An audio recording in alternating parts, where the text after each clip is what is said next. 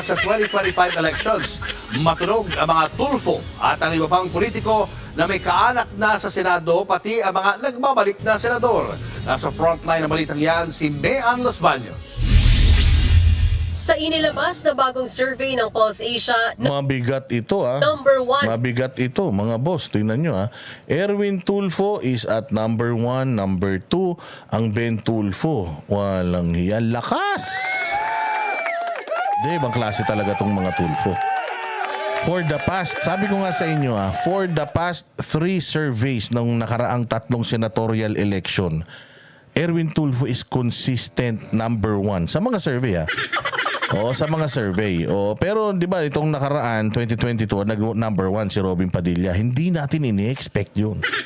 Kasi hindi natin alam kung itong survey na to saan nila ginanap Kasi kung dito sa Metro Manila medyo talagang malakas itong kaya nga consistent itong Erwin Tulfo since for the past 3 surveys kasi nga ginaganap itong mga surveys na to parang dito lang yata sa Metro Manila and sa Babol and malalapit sa Metro Manila mga Central Luzon at saka dyan sa may sa Calabarzon. Dyan lang ginaganap yan. So syempre kilalang kilala ang Erwin Tulfo dyan. Pagdating kasi sa mga probinsya talaga medyo may hirapan na tong Erwin Tulfo na to. Kaya hindi siya kumpiyansa before na tumakbo kasi itong mga survey na to, mind conditioning ito Mind conditioning ito. Pero kung mapapansin mo talaga dito sa Metro Manila at sa mga karatig bayan ng Metro Manila, mga katabing probinsya, malakas talaga tong mga Tulfo na to. Ben Tulfo at saka Erwin Tulfo. Imaginein mo. Maganda kung may 3 Duterte dyan. Duterte. Pucha, solid na solid dyan para Erwin Tulfo, Ben Tulfo, Duterte. Tapos ang boxing.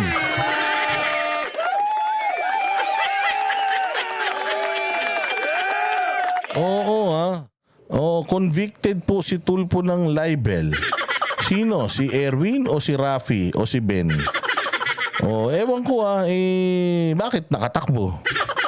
Kung ano yan, baka hindi lang natin alam kung ano nangyari dyan. Pero yun lang yung sinasabi natin na itong mga Tulfo na to, shoot talaga to. Itong Tito Soto, laging malakas to. Itong Cayetano, malakas talaga to. Cayetano to Siyempre si Bongo, malakas talaga. Dahil Bongo yan Si Duterte malakas. Pero napapansin nyo, nawala si Bato.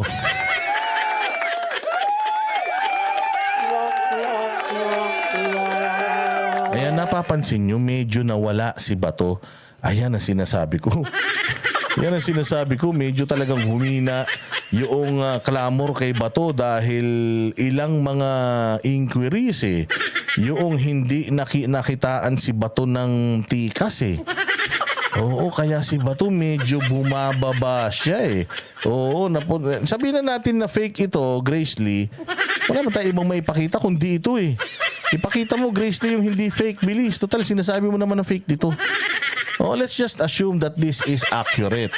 Tingnan ninyo, doon sa rank 1 to 9, delicates, walang Bato de la Rosa na lumalabas. Kaya medyo delikado tayo. Because again, Bato is still a Duterte ally. So as much as possible, gusto natin na nandito si Bato. Madagdagan sana yung mga ally ng mga Duterte sa Senado. Sa senatorial preference sa 2025 si Erwin Tulfo. Sunod ang kuya niyang si Ben Tulfo. Pasok din sila dating Senate President Tito Soto, Senators Pia Cayetano at Bongo, at dating Pangulong Rodrigo Duterte. Nasa Magic 12 din sila Makati City Mayor Abby Binay. Mabigat kasi Abby Binay, putang ina, napunta pa to sa may number 1, 2, 3, 4, 5, 6 putya yan. Si Bato medyo nandoon siya sa dulong-dulo Mas lamang pa si Amy Marcos kay Bato, pero alam niyo kung titingnan niyo yung pangalan ng mga ng mga senatoriables na to, lahat yan puros kilala. Malakas talaga yung ngayon. Malakas ang line-up ngayon, mga bossing. Kung si Risa Ontiveros dito tumakbo sa line-up na to ng mga senatorial, puta, hindi mananalo yung Risa Ontiveros. Nagkataon lang talaga na nung panahon ng 2022, ang hina nung mga nung mga senatoriables noon, sa totoo lang. Pero kung dito sa lineup na to, si Risa Ontiveros, baka dito kay Lito Lapid, hindi makalusot yan.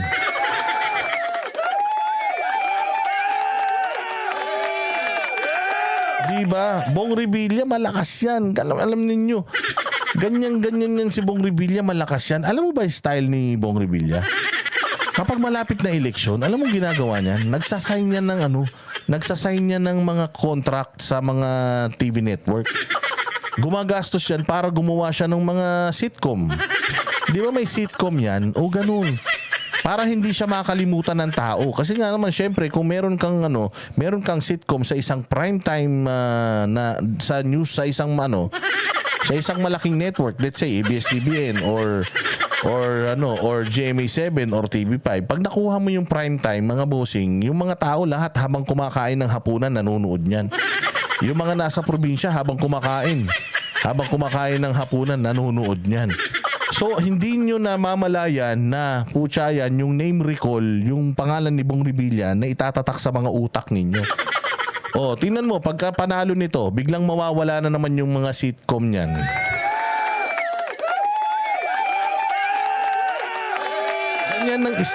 Ganyan ang style ni Bong Revilla. Kaya magaling to sa name recall at saka kilala to.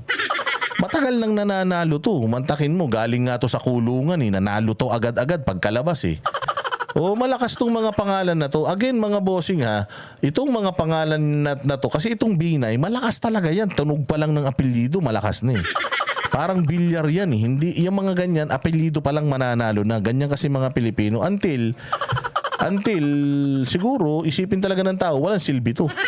Oo, pero kasi ganito, ang Abi Binay din kasi, may didikit mo kasi sa Abi Binay, yung unlad ng Makati Oo, madidikit mo sa Abi Binay yung unlad ng Makati. Subukan mong patakbuhin na senador, yung mayor ng Parañaque. O sigurado tayo hindi lulusot. Pero dahil nga Binay ito at ang Makati ay maunlad at isa sa mga pinakamayamang lungsod, winnable talaga tong mga Binay na to. Ito sinasabi ko lang Hindi ko sinasabi na na ito ang iboto ninyo. Ang sinasabi ko lang, matindi po ang laban ngayon sa Senado. Lalong-lalo na kinuha ng kampo ni Marcos ang lahat ng mga malalakas na mga senatoriables Oo, para alam mo na, syempre, kapag tumakbo ka under ng ticket ni Bongbong, syempre may utang na loob ka kay Bongbong, hindi mo siya pwedeng kalabanin. So, delikado ka. So, ito ang problema natin. Yung pambato nating isa, nasa 11 and 13. Diyos mio. Oo. Tapos, si Abi Binay nasa number 7. Bong Revilla, Lacson, Pacquiao. Ang lalakas na pangalan nito. Mahihirapan tayong kalabanin yung popularity ng mga to. Senator Bong Revilla, dating Senador Ping Lacson at Manny Pacquiao. Gayon din sina Senators Amy Marcos. Alam nyo, as much as I don't want you to vote for all of these people, but these are really powerful na mga na mga dating senador to. Pacquiao, grabe yan. Ping Lacson, winnable yan. Nananalo yan for the past elections. Nananalo yan kahit na independent yan. Bong Revilla, galing sa kulungan, nanalo yan. Oo, so yung Lito Lapid, putangina, walang ginagawa yan. Pero hindi natatalo yan. Diyos mio, maniwala kayo. Oo, kaya nga kung hindi kayo magla-like, mag-share ng mga content natin, wala na, hindi tayo mapapanood sa mga probinsya. Nananalo mga to sa probinsya. Ito si Lito Lapid, hindi na to nangangampanya sa NCR dahil alam niya hindi siya iboboto ng mga taga-NCR. Ang target nito ni Lito Lapid, yung mga probinsya dahil dun siya kilalang kilala. Kaya kung gusto ninyo, hindi na manalo itong mga to, i-share ninyo yung mga natin. I-share ninyo yung mga analysis natin, yung mga videos natin para makarating sa mga malalayong lugar dito sa Pilipinas. Baka sakali marinig tayo, ilaglag nila mga yan. Ronald De La Rosa at Lito Lapid. 8 sa mga yan ang pambato ng alyansa para sa bagong Pilipinas ng Administrasyong Marcos. Mas kaunti yan kumpara sa Senatorial Preference Survey ng Social Weather Station o SWS kung saan 10. Pero alam nyo, wait lang, naku, Diyos ko po. Naglalabasan pero alam nyo, pero alam nyo mga bossing ito lang ang sa akin ito lang ang sa akin. Ang sa akin lang mga bossing, wala si Abalos.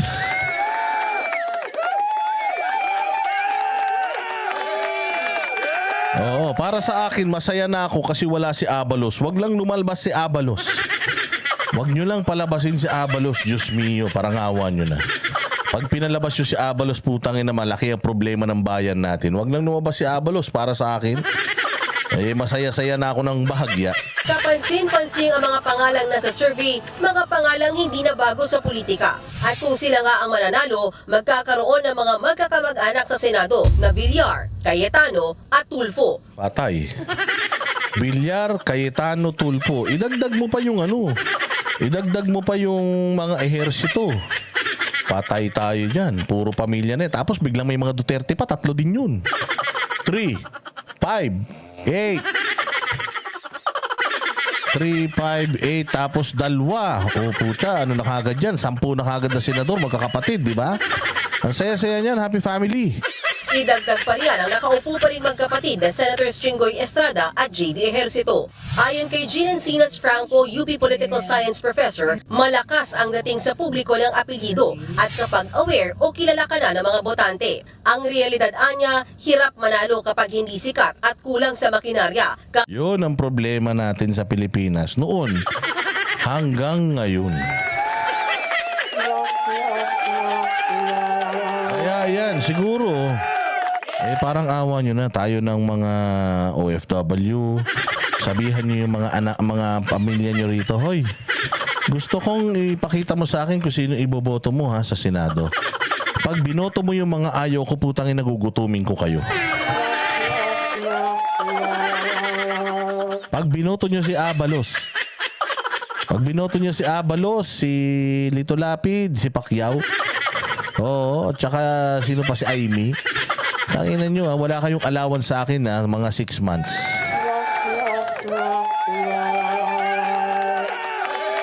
Oh, total naman, kayo ang merong power of the purse. Para kayong Congress, no? Power of the purse. Meron din naman kayong mga power ng pitaka at ng mga remittances. Gutumin nyo ang pamilya ninyo. Kapag ka itong mga ito ay naging matigas ang mga ulo. Kahit pa mahusay kang magserbisyo sa publiko. Kapag ka naging politiko ka dahil lamang sa iyong pamilya, laging ang suspetsya ay kaya mo isinusulong halimbawa ang isang panukalang batas dahil magbe-benefit dito ang iyong pamilya. Isa pa doon na mali, no, sa puro pamilya, di ba, hindi lang ito basta pamilya, mayayamang pamilya. Ang senador, they are supposed to represent the people, bilang legislators. Hindi na talaga sila representative ng ordinaryong Pilipino. Dagdag pa Maganda yung punto ni ate Sa totoo lang mga bossing, kung talagang gusto natin na magserbisyo yung mga ihahalal natin, kailangan galing doon sa sektor natin. Ibig sabihin, dumaan sa hirap. Dumaan sa hirap na umunlad. Pero kung dati ng mayaman, mga bilyonaryo na katulad ng mga Villar, ni hindi man nagutom siguro yan sa buong buhay nila. Ni hindi nila hindi nila naranasan yung hirap ng buhay. O kumbaga, sila ay alam mo na, yung recipe to success, alam na nila. Ito si Pacquiao, walang alam to sa recipe for success. Kasi nakipagsuntukan to para yumaman So hindi nito alam kung paano ka aahon sa yaman kung hindi ka makipagsuntukan. Ibig sabihin, katulad halimbawa na lang si Isko Moreno. Galing si Isko sa pagbubungkal ng lupa. Pagbubungkal ng basura. Nag-pedicab, lahat ng hirap dinanas niya hanggang sa makarating siya sa karangyaan at sa status niya ngayon. So, alam niya yung recipe kung papaano, kung ano ang aatakihin mo para makatulong ka sa tao dahil galing ka dun Kumakalam yung sikmura mo dati, hindi ba? So, kailangan ganun. Yung kukunin ninyo ng mga kandidato na iboboto ninyo, kailangan alam nyo na galing sa problemang kinakaharap natin ngayon. Puta, lahat yan, mga milyonaryo, bilyonaryo. Paano tayo tutulungan yan? Hindi ba? Hindi nila alam kung paano susolusyonan yung problema ng mga nasa laylayan dahil hindi naman sila ever nanggaling doon. Hindi naman si Bongbong. Wala siyang kaalam-alam na sobrang hirap ng bayan natin ngayon kasi nga hindi niya alam yung salitang mahirap. Hindi niya alam yun. Ang alam lang niya, siya, tsaka yung mga katulong nila. Yung mga katulong nila, ayun, may hirap na yun. Oh, so parang ganoon ang dating sa kanya. Hindi nila alam kung ano yung pinagdadaanan natin sa araw-araw na pamumuhay natin, yung tuition fee, yung baon, yung pamasahe, yung kuryente, yung tubig, yung tulo ng bubong, baradong lababo, walang sariling palikuran, walang trabaho, hindi alam kung makakakain mamayang gabi. Yung security of tenure, yung mag-apply ka, mag-aral ka, nagtapos ka, tapos pag naghanap ka ng trabaho, minimum wager ka, gumraduate ka ng engineering, tapos magtatrabaho ka sa SM. Oo, putaragis yan.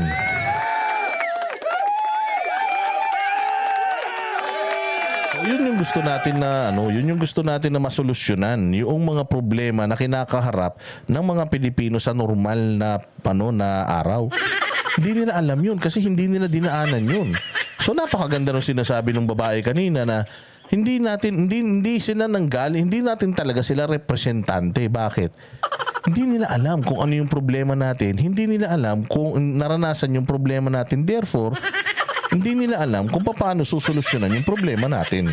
Ni Professor Franco, mukhang mabenta ngayon sa mga botanteng Pinoy ang macho image ng mga tulfo. The Tulfo name has ceased to be a mere name. It has become a brand. Ang image nila ay ang mabilis nilang nare-resolba yung mga problema at talagang kahabulin nila kung sino yung gustong habulin. Naging naging verb na nga eh. Di ba? Patulfo mo. Samantala, makikitang pasok din sa survey si dating Pangulong Duterte at ang kanyang mga kaalyado. Pagpapakita yan na mayroon pa rin silang impluensya. Habang ang mga dating senador at kilalang oposisyon Wala na, putay na Kiko, Bam Aquino, si Shell Jokno, putay na nyo, magtanim na lang kayo ng kamote.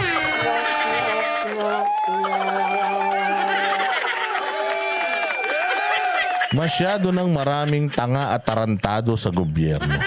Parang awa nyo na, mahal ng Diyos ang Pilipinas. Palagay ko naman, bibigyan niya tayo ng Bongbong Marcos, pero itong mga animal na to, hindi niya na ibibigay sa atin.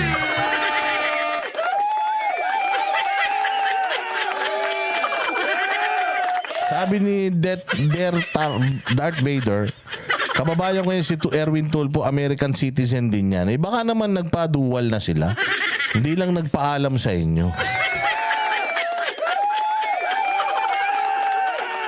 Kiko, kung ako sa'yo, kung ako lang naman kung ako lang naman, unang-una sa lahat ay yung flagship na batas mo na hindi pwedeng arestuhin yung mga kriminal na mga bata. Isama mo na yun hanggang sa huling hantungan mo.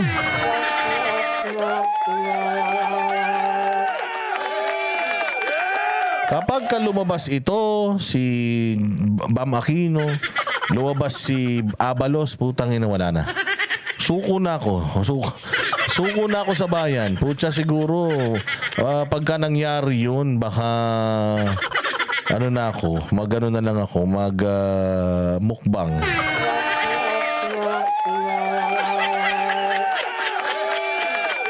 Okay ko, itigil nyo na yan. Ano na kayo, matulog na kayo. Total, mayaman na kayo, kakapagawa lang ng bahay ng asawa mo. Ilibutin mo yun araw-araw. Kaya mamasyal kayo, punta kayo sa ibang bansa, doon na kayo tumira. Gusto mo sa Mars? Sa Mars, kasi nagsisimula na daw silang magpadala ng unggoy doon. Balita ko, si Elon Musk, naghahanap na ng mga unggoy na ipapadala sa Mars. Baka gusto mo mauna na para maging presidente ka doon.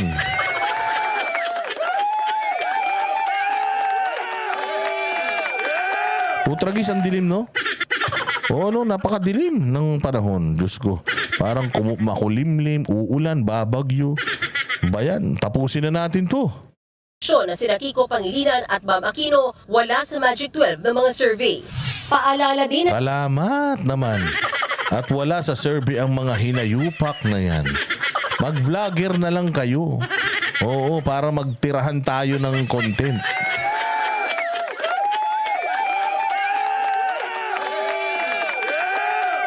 ng ilang eksperto, hindi ibig sabihin na ang mga pangalang pasok sa top 12 ng mga senatorial preference survey ay sila nang mananalo. Ika nga, malayo pa ang laban. Mayo 2025 pa ang mismong eleksyon at Oktubre pa lang naman ngayon.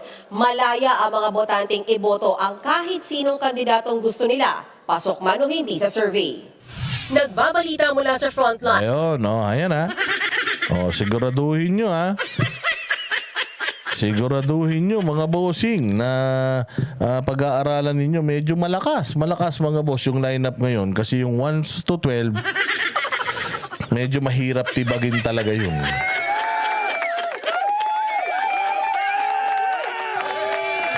Sige, eto yung mga mga veterano na mga kandidato o nag-file na ng mga COCs nila ngayong day 2 ng COC filing, pasok. Dalawang araw ng filing ng Certificate of Candidacy, nagaya na ng kandidatura ang ilang veterano sa politika.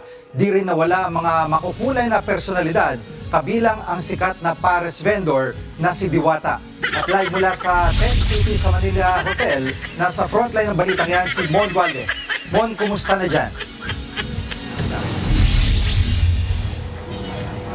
Jiggy, gaya nga na sinabi mo, pawang mga veterano na sa politika ang naghain ng kanilang kandidatura ngayong araw dito sa Tent City sa Manila Hotel. Ang ilan, veterano lang sa touring dahil ilang beses nang sumubok pero nabigo matapos mauwi ang kanilang intensyon tumakbo sa disqualification. Kahit naka-wheelchair, personal na sumama ang 95 years old na si dating First Lady Imelda Marcos sa paghahain ng kandidatura ng kanyang anak na si Senadora Amy. Uy, di ba guilty din to? May guilty rin tong kaso, graft, di ba? Bakit hindi nakukulong to? O bakit si Pastor? Hindi pa naman siya guilty, pero kinukulong na siya. Pero ito, si Imelda, may kaso to. Ang daming nito, ang daming kaso nito. May kaso siya nung nakaraan na natalo siya, pero ayan pa rin, naka-wheelchair pa din. Ibang klase hindi ba siya yung nagsabi na may ginto sa basement? Ewan ko, baka baka gintong pangako.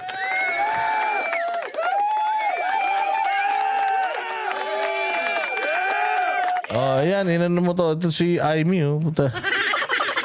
Si Amy, mas mukha pang bata yung nanay mo sa'yo, sige, diretso. Re-election si Senator Amy sa ilalim ng Nationalista Party. Muli niyang nilinaw kung bakit tumanggi siyang mapabilang sa senatorial slate ng administrasyon. Baka magkaroon ng iba't ibang kulay at hindi maaari Hindi niya alam kung ano yung sasagot niya. Bakit hindi ka tumakbo sa kapatid mo? Ikaw yung unang naglabas ng listahan, kasapang pa yung pagmumukha mo. Sabihin mo lang ganito, Amy. Hindi ako tumakbo doon kasi nga marami akong mga reservations, marami akong mga hindi gusto sa polisiya ng administrasyon. Napakapangit naman, natatakbo ko sa kanila tapos binabatikos ko sila. Kaya di mas binabuti kong tumakbo na lang sa iba, ganon.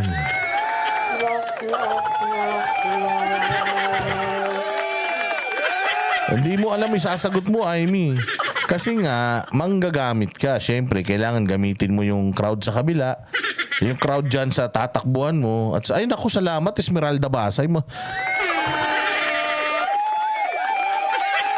Salamat, Esmeralda Basay. Diyos mio. Maraming salamat sa iyo. Mabuti na lang, buhay ka pa. Salamat sa Esmeralda Basay, kung hindi dahil sa iyo, wala na. Para ng Semana Santa dito sa channel ko.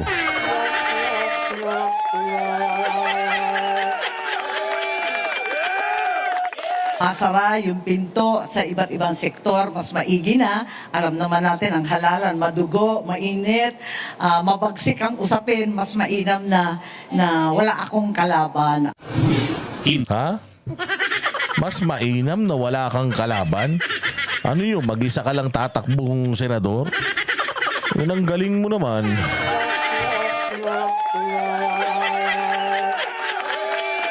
Wala na, Amy. Although, pumapasok pa rin naman talaga sa survey to dahil marami pa rin tanga sa Pilipinas. Hopefully malaglag na to para at least mag-retire na to, manahimik na to. Umuwi na to sa probinsya nila, magtanim na lang to ng tubo.